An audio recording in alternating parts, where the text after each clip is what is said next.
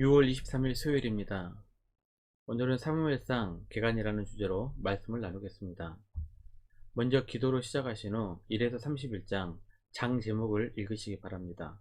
꾸준한 영성을 여는 당신의 인생을 변화시킵니다. 첫 번째, 사사시대에서 왕국시대로. 사무엘상 3장 1절입니다. 아이 사무엘이 엘리 앞에서 여호와를 섬길 때에는 여호와의 말씀이 희귀하여 이상이 흔히 보이지 않았더라. 사사시대는 영적으로 암흑기였습니다. 하나님께서 침묵하고 계셨고 영적으로 도덕적으로 혼란과 쇠퇴의 길을 걷고 있었습니다. 그 이유는 이스라엘에 왕이 없었기 때문이라고 설명하고 있습니다. 결국 중앙정부의 필요성을 내비치고 있습니다. 사사기 21장 25절입니다. 그때 이스라엘에 왕이 없으므로 사람이 각기 자기 소견에 옳은 대로 행하였더라. 그렇다고 모두가 어둡고 혼란한 삶을 산 것은 아니었습니다. 드물었지만 영적으로 암흑의 시대에도 하나님의 말씀에 순종하고 살았던 사사들도 있었고 룻과 나오미 그리고 보아스 같은 특출한 믿음의 인물도 있었다는 것을 기억해야 합니다. 이런 소수의 사람들이 믿음으로 어둠을 비추었고 그들의 노력은 한나와 사무엘로 이어지게 됩니다. 특별히 사무엘은 영적인 암흑의 시대를 정리하고 거룩한 영향력을 미치게 됩니다. 사무엘상 7장 6절입니다. 그들이 미스바에 모여 물을 길어 여호와 앞에 붓고 그날 종일 금식하고 거기에서 이르되 우리가 여호와께 범죄하였나이다 하니라. 사무엘이 미스바에서 이스라엘 자손을 다스리니라. 사무엘은 마지막 사사였으며 선지자였습니다. 사사들은 보통 한 지역 혹은 몇몇 지역으로 지도력이 국한이 됩니다. 하지만 사무엘은 지역적 지도자가 아니라 이스라엘 전체의 지도자였습니다. 이러한 점으로 보아 왕정을 준비하기에 제격인 사람이었습니다. 이스라엘은 여호와 하나님 신앙 아래에 12지파가 한 국가를 이루고 있었습니다. 문제는 12지파가 언제든지 갈라질 수도 있었고 사사시대에 보았듯이 전쟁으로 어떤 지파가 멸망당할 수도 있었습니다. 이러한 이태로운 시기에 사무엘은 12개의 지파 동맹이었던 나라가 왕정 제도로 변화하는데 결정적인 역할을 합니다. 그는 마지막 사사였으며 또한 선지자로서 사회적으로 영적으로 혼란한 시대를 탁월하게 지도해 나갔던 인물입니다. 사무엘상은 무엇보다 사사시대와 왕정시대를 연결하고 있습니다. 사무엘의 출생과 부르심의 이야기로 시작해서 이스라엘 전체의 지도자가 되어 초대 왕인 사울을 세우게 되는 것과 하나님 앞에 바로 서지 못한 사울 대신 다윗에게로 왕위가 넘어가게 되는 것을 자세하게 기록하고 있습니다. 두 번째, 이스라엘의 왕은 하나님이시다. 사무엘상은 이스라엘의 중앙 집권적인 왕정을 세우지만 왕은 사람들의 대표하는 자일 뿐이고 이스라엘의 궁극적인 왕은 하나님이심을 강조하고 있습니다. 왕은 하나님의 뜻에 따라 충실하고 공정하게 통치해야 합니다. 하나님의 뜻에 불순종한 왕은 언제든지 다른 왕에게 왕권을 넘겨주어야 합니다. 이런 점에서 사울도 실패한 왕이었고 다윗에게 왕권을 넘겨줘야 했습니다. 사무엘상 13장 14절입니다. 지금은 왕의 나라가 길지 못할 것이라 여호와께서 왕에게 명령하신 바를 왕이 지키지 아니하였으므로 여호와께서 그의 마음에 맞는 사람을 구하여 여호와께서 그를 그의 백성의 지도자로 삼으셨느니라 하고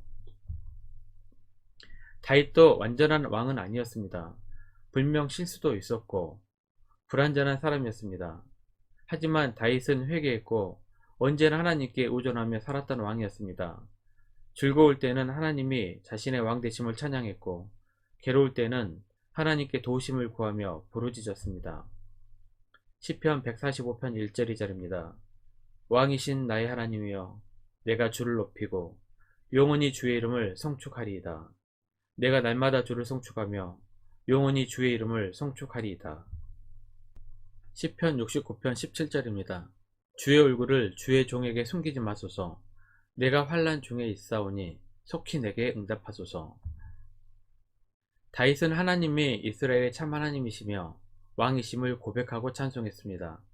왕이신 하나님께 도우심을 간구하며 고통을 호소하기도 했습니다. 다윗은 사람들의 왕이었지만 다윗 자신과 이스라엘의 왕은 하나님이셨음을 절대 잊지 않았습니다. 하나님께서는 다윗 왕조를 택하셨고 영원히 버리지 않으시겠다고 약속하셨습니다. 사무엘하 7장 16절입니다. 내 집과 내 나라가 내 앞에서 영원히 보존되고 내 왕위가 영원히 경고하리라 하셨다 하라. 세 번째, 기름 부음을 받은 자. 사무엘서는 기름 부음을 받은 자라는 말을 성경에서 가장 먼저 사용하고 있습니다. 다윗이 기름 부음을 받고 통치자가 된 것은 야곱의 축복이 성취된 것입니다. 창세기 49장 10절입니다. 규가 유다를 떠나지 아니하며 통치자의 지팡이가 그 발 사이에서 떠나지 아니하기를 실로가 오시기까지 이르리니 그에게 모든 백성이 복종하리로다. 기름 부음을 받은 자라는 말에서 메시아라는 말이 유래되었습니다. 다윗이 기름 부음을 받고 왕권을 세운 것은 장차 오실 메시아를 미리 알려주고 있습니다.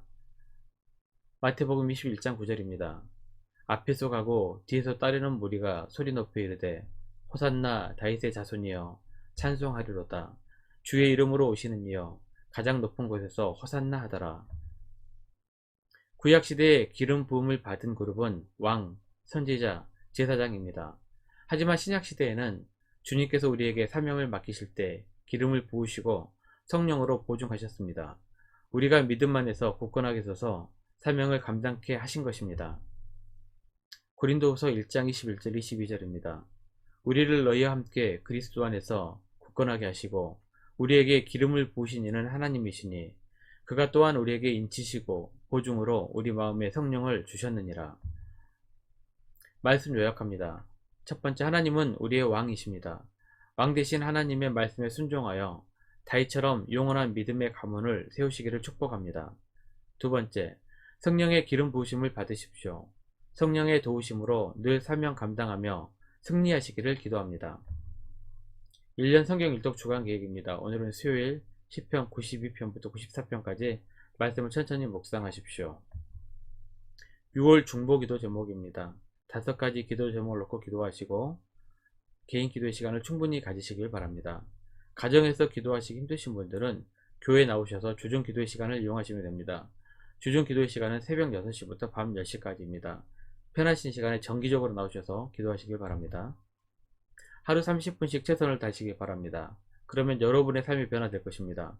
영상을 다 보신 분들은 확인 문자를 보내시거나 유튜브에 댓글로 달아주시면 정기적인 영성 훈련에 도움이 될 것입니다. 오늘 하루도 승리하시기를 기도합니다.